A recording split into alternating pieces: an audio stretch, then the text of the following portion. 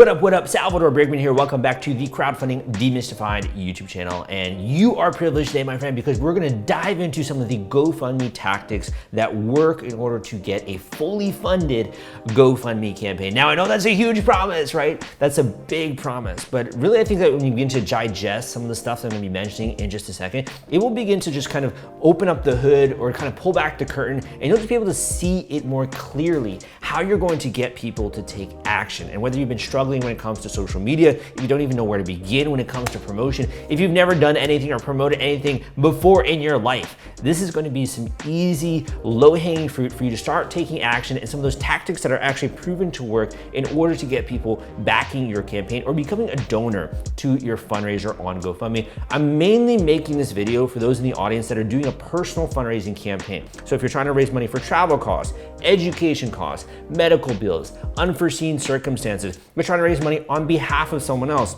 a GoFundMe beneficiary. That's really who I'm making this video for. However, I think a lot of these also apply to some of the nonprofits in the audience. I do have more tailored content out there for nonprofit organizations, which I'll talk about a little bit. But that being said, let's just dive right into the video. I'm gonna get into some of those tactics right now.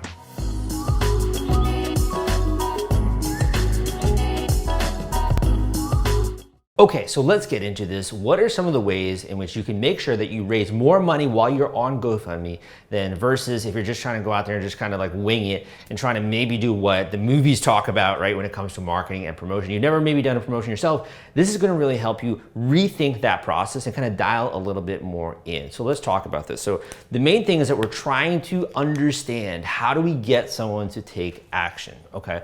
So we're trying to get donations, right? When we say donations on GoFundMe. And what goes into that? Well, a person, right? We're trying to get someone else to take action. So the name of the game, first of all, is that we have to understand what causes people to take action. What are the mediums that we can use in order to kindle that? And in addition, are we even having the right approach, okay? So when someone's trying to introduce something to you and they're trying to do something maybe more for their own kind of gain, people are usually turned off a little bit, right? It almost seems salesy. It seems promotion-y. It seems like it's just, like I'm just not interested in hearing or even listening to that message. However, when you have a friend and they come to you and they're like, you know what? There's this really amazing restaurant that's out there. All of a sudden you're like more interested in hearing what they have to say because they don't really have a stake in it. And that's one of the reasons why being a GoFundMe beneficiary historically will raise a lot more money than if you're just running a campaign yourself. So I'm gonna talk about that in just a second. But for number one that I wanna talk about is to consider having someone else, we'll say a beneficiary, run the campaign for you. If you have a beneficiary or someone else who's running the campaign for you, it's gonna make it look way more inviting. And here's why. You could have a family member, you could have a friend, you could have someone else run this campaign on your behalf and vouch for you. Now, what does that mean? That means that they're gonna be like the face of the campaign. They're gonna be one running and doing this fundraiser on your behalf, but you're gonna be the one who ends up able to have those funds in your bank account and use or meet whatever need it is that you have that are out there. So just a beneficiary is just like a really fancy word. I hate fancy words, man. It's just a big fancy word for someone else running a campaign on your behalf. And this is something that you can do. And when you do this, historically, you are going to raise more money when you're doing a GoFundMe or similar type of personal crowdfunding platform or personal crowdfunding campaign. So what is the first thing that this does? Number one is what's called social proof, okay? Number two is trust/credibility, right? And number three is participation. So we'll talk about what I mean by that. But participation is almost encouraged more so. It almost seems kind of weird even if they don't participate in this campaign. So first of all, what is social proof? Social proof is when other people are taking action. For example, other people are supporting a charitable endeavor. Other people are dining at a particular restaurant. Other people are watching a new movie that came out or Squid Games on Netflix or whatever it is. And because other people are doing it, other people that see that are like, huh, that's kind of interesting. Social proof creates curiosity. It also lowers defensive barriers, creates trust, and it encourages participation. So when you have a beneficiary, other people see that and their friends, friends of friends, other people who stumble on this campaign are more likely to be receptive for it because they assume it's for a good cause, right? So social proof kind of gives that conclusion like it's for a good cause, okay? Now I know that sounds very subtle, but stay with me. It gives that like mental conclusion that like, oh, this is a good cause. Because why would you raise money for someone else if it's not a good cause? It just doesn't make sense. If you're participating in a charity and you tell your friends, this isn't my charity, but I'm volunteering for it. Do you want to get involved? Do you want to help with this? They're way more likely, and that's actually called peer-to-peer fundraising. They're way more likely to get involved, and they're like, oh, this is for a good cause. This other person has gone through the story. They've already validated that. They already know this is a legitimate claim, or this is something that's legitimate that people are going to be raising money for. It makes a lot of sense to help them out. So what it does is it creates social proof so that when someone's running this on your behalf, instantly other people are more likely to take you seriously and more likely to become involved and donate because it seems legitimate. Number 2, trust and credibility. Other people see that and they say, oh, this person has vouched for them. They seem way more credible. There's much more trustworthiness that the money is going to go to the right place versus you're just going out there, you're trying to raise money and you're just trying to shout from the rooftops to do this. Who the heck are you? They don't know. They don't know anything about you. They have to take the time to read your story, to see if what you're saying is legitimate or not, to look through the evidence, right? There are more hoops that they have to go through. So it also creates trust and credibility. And finally, participation. If a bunch of people are rallying around this individual and raising money on their behalf, and you have mutual friends, it almost seems kind of weird for you just not to get involved because everyone else is. It's almost why birthday fundraisers on Facebook make so much funds. So this is like an example. This is obviously not on GoFundMe, but we'll just say as an example here, B-Day fundraisers on Facebook, right? Why do they get so much traction? Why do they get people participating? Because a common person is involved in that transaction. There's trust, credibility, social proof going to an established organization. So people participate in droves. And you can do the exact same thing with GoFundMe by having a beneficiary. Number 2 is to create a content war chest. Or you want to think of this almost as just a resource box. Could be a Dropbox, could be a Google Drive. It could be anything. You want to create a war chest or a resource or assets that you can use to help other people talk about your campaign. So we're just going to say gather assets here, okay? And I'm going to explain exactly why. Now, what are assets? What are the things that I mean when I say gather assets, right? Because it's kind of like a weird word. What I mean by that is that in order to get other people participating, you need to help them. You need to hold their hand. And this is why peer-to-peer fundraising actually works so well with other sites out there like CauseVox and Classy.org. That's what I talk about in my book, Nonprofit Crowdfunding Explained. That's what I talk about in my Nonprofit Fundraising Hacks book. And it works the same with GoFundMe because it's based in psychology, okay? So gathering assets means, what do you want people to post on their social media? What do you want them to email their friends about? What are the main takeaways of your story? Where's the evidence, right? You want to start to gather all of these resources into Google Drive or Dropbox. So you're going to say, we'll just say Drive/Dropbox. You want to start to gather all that stuff. And if you haven't yet assembled your GoFundMe campaign, this is going to be like golden material for you to also put on the campaign, but you also want to have it available to you. So like if your friend's like, hey, I'd love to help out, or makes a lot of sense, like this sounds great, you don't want to just rely on them to use the GoFundMe link to share. Maybe you can also encourage them to post a specific kind of message, or to tag you in it, or to some other kinds of photos that you come up with. And that's going to make it so you have more of like a coordinated campaign. Campaigns always are coordinated. So that way you have a bunch of people that are sharing this message on your behalf, helping you share it out, and it's consistent. You're not just having a couple friends help you out here, and some of them are not doing anything, other ones don't know what to say or to post, right? Or even what does $5 or $10 of a donation mean? By having this and having assets really helps with that kind of viral network effect, and to start that so you can begin to actually get some people in there with your GoFundMe campaign. The next one, I know you're not gonna like this. I promise you're not gonna like this point, but you gotta stick with me here. And that's to prime the pump, okay? Prime the pump. Now, why is this so freaking important, man? Why is it so important to prime the pump? Why is it so important to set the stage, right? If you're going into something. This is kind of similar, honestly, to a lot of other things. It's like building the foundation, right? This is getting the right ingredients. If you don't have the right ingredients, it's going to be very difficult to bake a cake. I mean, you might bake something, or a pizza might come out, right? If you have the wrong ingredients. You got to make sure that you have the right ingredients for a successful GoFundMe campaign. And one of the ingredients that you need is you need to prime the pump. Now, what do I mean by that? By that, I mean that you need to get a little bit of funding in the door before you can expect anyone on GoFundMe or in a larger place in order to actually share the campaign, be interested, donate, or having strangers check it out. If you have $0 that have been pledged or that have been donated to your campaign, very unlikely that your campaign is going to trend in any kind of meaningful way on GoFundMe or on any other kind of social media platform or other social media site. So we prime the pump, and we do that by, number one, collecting contact information. So we're going to say contact info. And by that, I mean things like email. I mean things like phone.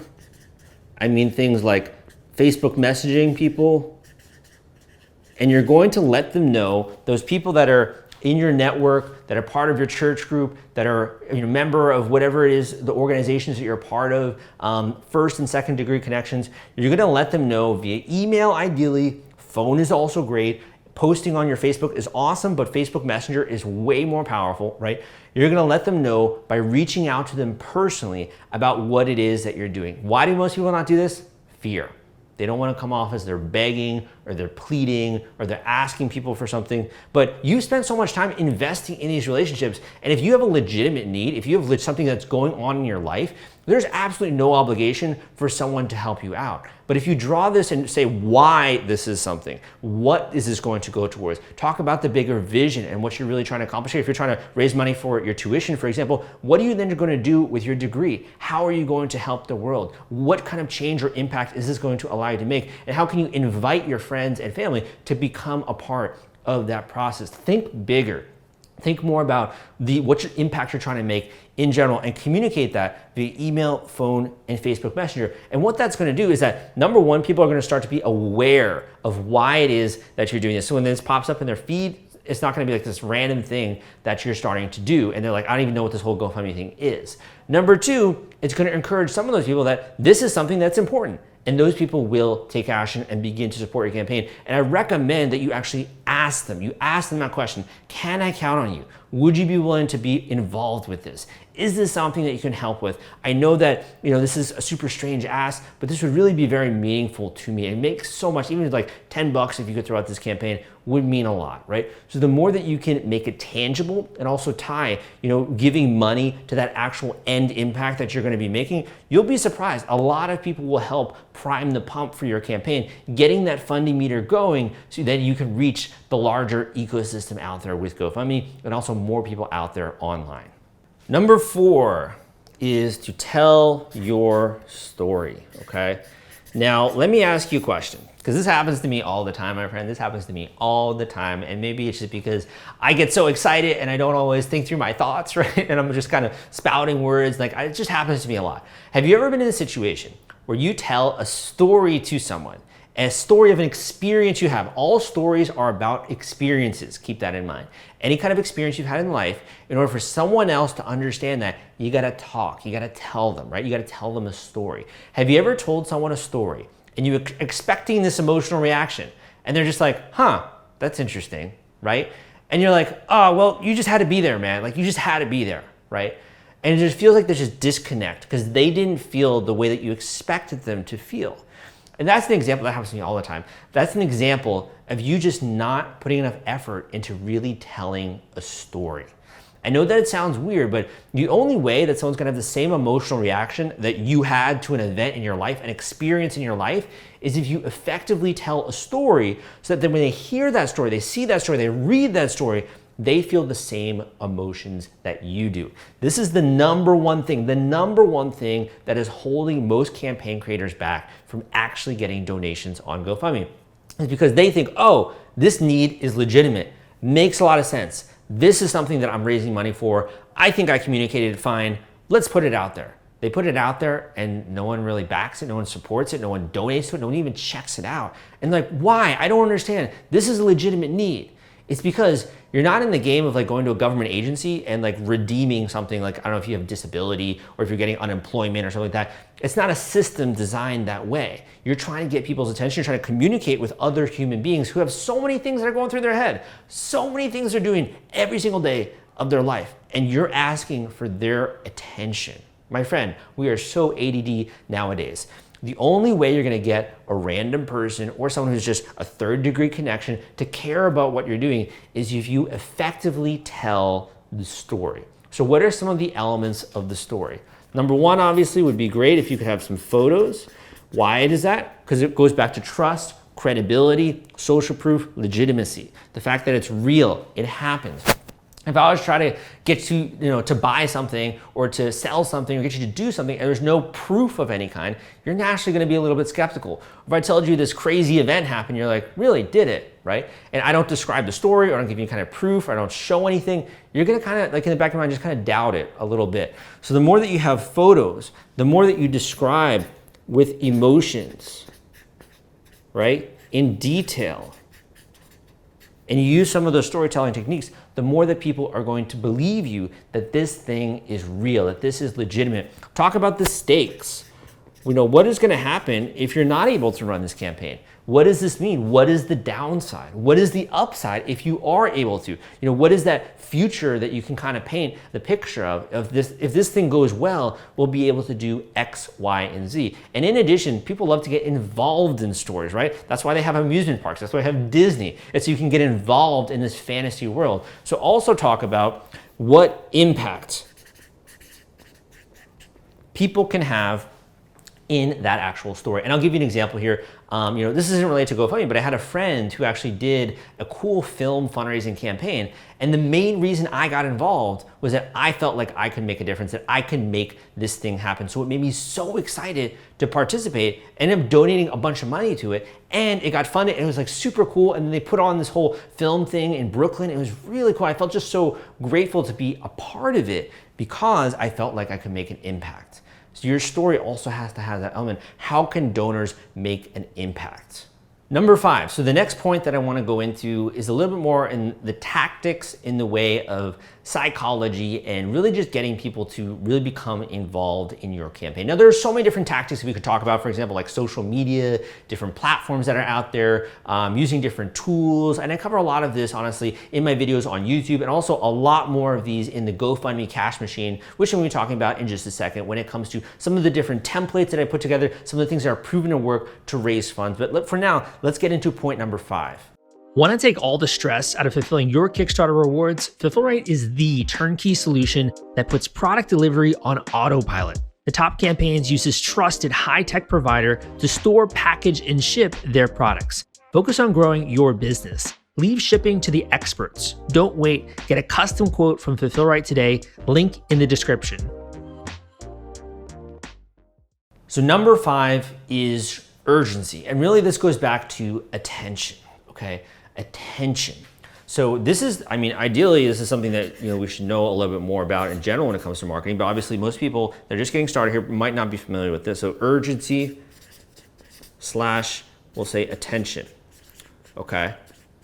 Now, again, you are not competing. This is not like you have a claim and like an insurance claim and there's a process to it. This is more like the Wild West where you're trying to understand human psychology. If you think about it and you're scrolling through a Facebook feed, there are certain types of headlines or certain types of posts that cause you to stop scrolling. I call that a scroll stopper. Now this happens on Instagram, this happens in your own life where your ears just kind of perk up and you're starting to pay attention to something more that's happening in the natural world, the physical world. I always watch YouTubers and I'm like, wait, is this guy real? Like obviously I'm a real person and I go out and I go to cafes and I go eat and certain things happen and like a glass breaks, so all of a sudden it gets my attention, right? This is just the normal, natural world. What you're trying to do is you're trying to get people's attention online. And the way that we do that is with urgency. And here's why. There are so many things that people are doing every single day. They have a massive to-do list. I know that I got a to-do list and there's just so many different items I'm just not gonna get to. What are the items that I'm gonna get to? The ones that are the most urgent, right? The ones that have urgency. If there is no urgency, you're usually gonna put it off. I always use this example, like when I was back in college or back in school and I had an assignment that I had to do, I would put it off for weeks until I actually was like, oh crap, I gotta get this done because like the due date is in 3 days, right? Urgency. There is urgency causing me to take action in that particular example. Same thing goes with GoFundMe. Give people a reason why to take action now. How are they gonna have an impact now? What are the stakes that this has to happen now? When it comes to the emotions and the details, lead that into why this is something that must happen now. And if you can, even try to put a time constraint on it. People are like, oh, I would love to have a campaign that's running for years and just continue to rack up donations. My friends, that does not work. I'm telling you, it doesn't work. There are ways you can do it as a nonprofit organization to always be running an online giving campaign. And I talk about that in my book, Nonprofit Crowdfunding Explained, and also Nonprofit Fundraising Hacks. When it comes to GoFundMe, when it comes to you doing a personal individual fundraiser, and what I talk about in the GoFundMe cash machine, that does not work. You need to put some kind of a time constraint on why people must take action now. And if you don't, they're just gonna wait around. They're just gonna go do another thing. And they're gonna be like, this is such a good cause. I'm totally gonna support this. Or this person, this makes complete sense.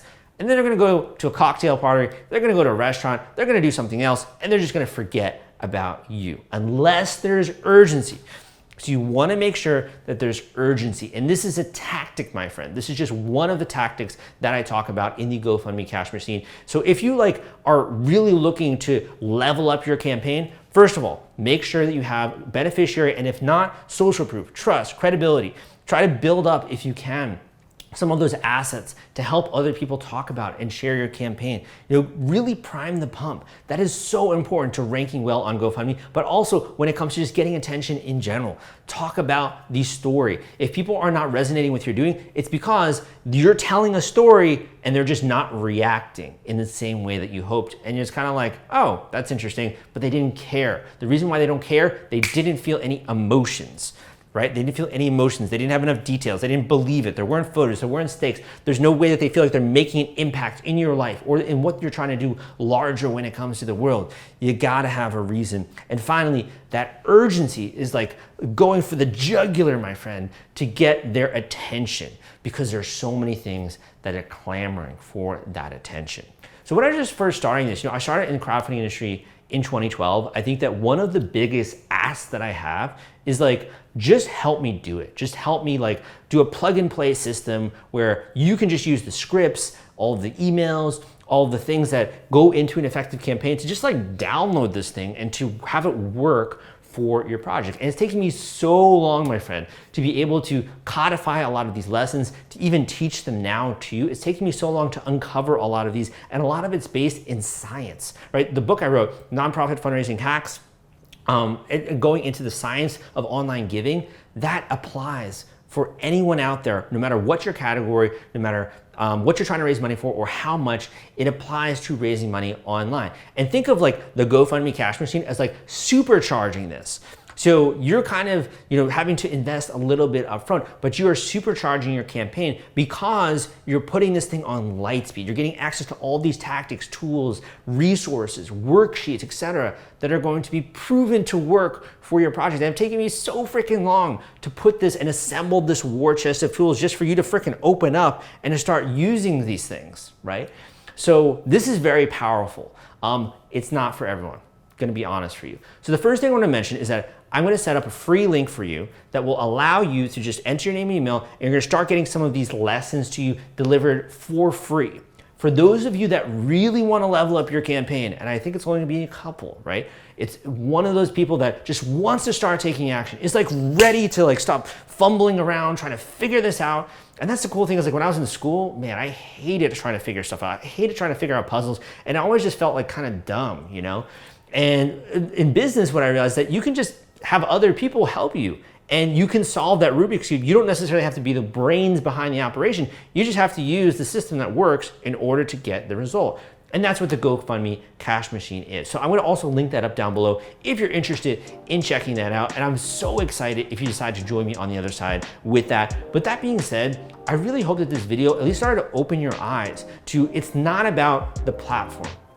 You know, it's not necessarily even about your want, your desire, your need. This is not like an insurance claim where you have a legitimate need, you present that and you get the result, right? These are human beings that you're dealing with, and there is a system behind it, but it's just a little bit more complicated than you might like to begin with. However, it's completely learnable, and I'm telling you, within a matter of days, your eyes are gonna be open to the way that online donations happen and work. And we just talked, this is literally just scraping the surface of that entire iceberg, which I'm gonna deliver straight to you. So I hope that you enjoyed this video. Give me a thumbs up if you did and you learned something. Go and check out some of my other free videos out there on YouTube. I got so much free content, my friend, and it's literally just designed to help you. Because I like the idea. I like the idea where like you have a world where you can just learn something. Like that's how it should be. I shouldn't be making these videos. GoFundMe should be making these videos, but they're not. They're not sharing with you this kind of stuff. I want to give you the insider secrets behind that, and I try to put that out there on YouTube so that anyone out there in the world can benefit from this kind of content. So if you do like it, give me a thumbs up. Like that's the best way just to show that. Subscribe if you want more content like this. My name is Salvador Briggman, and I hope that you enjoyed this, and I'll see you next time.